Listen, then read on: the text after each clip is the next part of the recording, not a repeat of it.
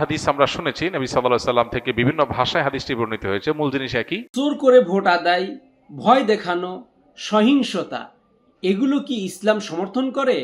আজকাল অনেক ভাইয়ের মনের ভিতরে এই প্রশ্ন, ভোট বা ইলেকশন মানেই মারামারি, ইসলামের দৃষ্টিভঙ্গি কি? আমি উত্তরে বলবো, রাসূলুল্লাহ সাল্লাল্লাহু আলাইহি সাল্লামের ওই হাদিস, আল মুসলিমু মান সালিমাল মুসলিমুনা মিন লিসানিহি ওয়া ইয়াদিহি, মুসলিম তো ওই ব্যক্তি যার জিহ্বা এবং হাত থেকে অপর সকল মুসলমান বা অন্য মানুষগুলো নিরাপদ থাকে। এই হাদিসটা আমরা সহি বুখারী শরীফের 10 নম্বর এবং সহি মুসলিম শরীফের 40 নম্বর হাদিস থেকে কোট করেছি। আপনাদেরকে আমি যেই বিষয়টা বলতে চাই, ভোটে যেই সহিংসতাগুলো হয় এগুলো ইসলাম কখনো সমর্থন করে না।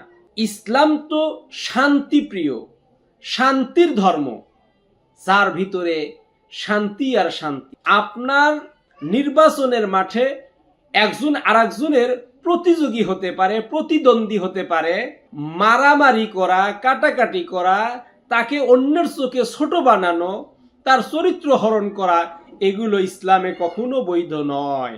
এ ব্যাপারে মহান আল্লাহ রাব্বুল আলামিন কঠিন হুঁশিয়ারি দিয়েছেন।